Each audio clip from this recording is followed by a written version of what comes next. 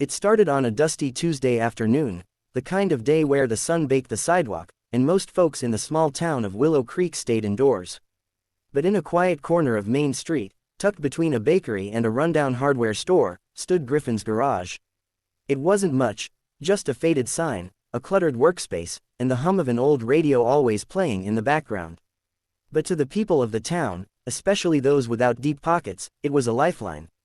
Griffin Hayes, the owner, was a tall, quietly strong man in his early 30s with grease-streaked hands and tired eyes that carried a kindness most people missed. He wasn't always a mechanic. Once upon a time, he had dreams. Big ones. But life had a way of breaking those dreams and reshaping them into something quieter, something steadier.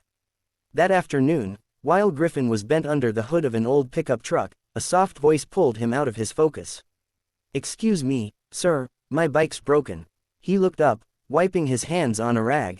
Standing at the edge of his garage was a little girl, no older than 8, holding the handlebars of a pink bicycle with a crooked wheel and one handle grip missing. He smiled. "Looks like you've been through a few adventures on that thing." The girl giggled. "I tried jumping off the curb like the boys do. It didn't go well." Griffin crouched down next to the bike. "I can fix it, but only if you help me." Her eyes lit up. "Really? You'll teach me?" "I don't do freebies," he teased gently. "Payment is 1 chocolate milkshake when I'm done." She grinned. "Deal." What Griffin didn't know, what he couldn't have possibly imagined, was that standing silently across the street, behind the tinted windows of a black SUV, was someone watching the entire exchange. A woman dressed sharply in a navy pantsuit, her expression unreadable, her heart pounding with every word her daughter exchanged with the stranger. That woman was Maya Ellison, CEO of Ellison Enterprises, a name known across the country, a woman with power, fame, and a calendar so full it had erased bedtime stories, PTA meetings, and warm Saturday breakfasts. And the little girl was Olive, her daughter. Maya had told her driver to take a detour through town after a cancelled meeting, hoping to surprise Olive at her school's art exhibition. But what she saw instead was Olive walking alone, bike broken, talking to a stranger. She was about to rush out when something about the mechanic's gentle tone made her pause.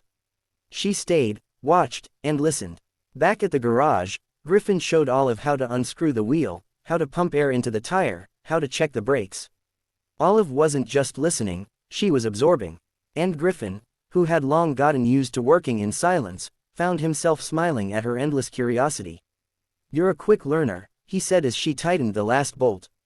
"My mom says I ask too many questions," she mumbled. Griffin raised an eyebrow. "That's not a bad thing. Asking questions means you want to grow. That's how mechanics, scientists, even CEOs get better." Olive tilted her head. "You know what a CEO is." He chuckled. "I may smell like motor oil, but I'm not clueless." Across the street, Maya's expression softened for the first time in months. Griffin stood up and dusted his hands. "All done. Just don't try any more stunts till next week, all right? Promise." Olive smiled and pulled a crumpled $5 bill from her pocket. "I don't have chocolate milkshakes, but will this do?" Griffin knelt down and gently pushed her hand back. "Keep it. Buy yourself a milkshake. Just tell your mom the guy at the garage says her kid's pretty awesome." Before Olive could respond, the SUV's door swung open. "Olive." Maya's voice rang across the street. Griffin looked up, surprised. Olive froze. She hadn't told him her mom was nearby, because she hadn't known. But she rushed to her mother, arms wide. "Mama, he fixed my bike. He taught me how." Maya knelt, wrapping her arms around her daughter tightly. For a few seconds, she said nothing. Just breathed her in, realizing how much of her daughter's days she'd missed, how she hadn't even known Olive could ride a bike. After a beat, Maya looked up at Griffin. Their eyes met. "I hope she didn't cause too much trouble," she said with a composed voice. Griffin shook his head. "None at all. She's a natural." Maya walked across the street, Olive skipping by her side. "I'm Maya," she said, extending a manicured hand. Griffin wiped his hand again and shook hers. "Griffin Hayes, I appreciate you helping her. Most people wouldn't go out of their way." He shrugged. "Most people forget what it's like to be a kid with a broken ride and no one to call." That struck something deep in Maya. Deeper than she expected. For reasons she couldn't explain, she returned the next day. And the day after. Each time, under the pretense of getting Olive's bike checked, or asking for air in the tires. But each time, conversations grew longer. She learned Griffin had once worked for a major auto company but walked away after his brother passed and left him with a garage they'd dreamed of opening together. He learned Maya had grown up poor, fought her way to the top, and in doing so, had lost parts of herself. Like laughter, like rest, like presence, and in between those moments, Olive became the glue. She started calling Griffin, Mr. Fix-It, and they built small projects together, a wooden go-kart, a handmade birdhouse, even a soapbox racer. One afternoon, as Maya watched them from the garage bench, she said quietly, "You're good with kids." Griffin looked up. "Didn't think I was, till she showed up. Olive's father left when she was 3. Never looked back." Her voice caught. "I've tried to fill in all the gaps, with toys, school, tutors. But maybe all she ever needed was someone to show her how to tighten a bolt." Griffin's heart ached at the honesty in her voice.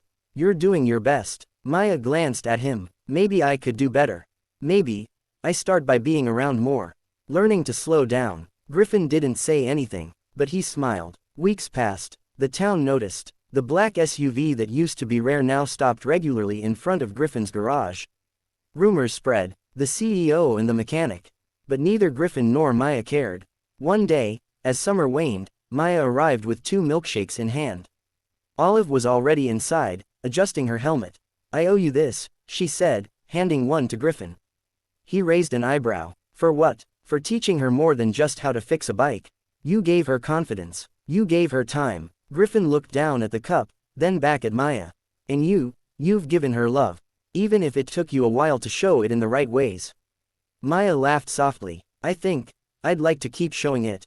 But maybe I need help." There was a pause. Griffin leaned against the worktable. "I'm not great with suits and meetings." She took a step closer. "Good. I'm not great with wrenches and spark plugs." Olive ran out just then, climbing onto her now perfect bike. "Race you home, Mama." Maya looked back once more at Griffin. "See you tomorrow. Count on it." And as she walked away, the setting sun casting a golden hue over the small garage, Griffin realized something. In fixing a child's bike, he'd unknowingly fixed a part of himself. And maybe, just maybe, they'd all found exactly what they needed.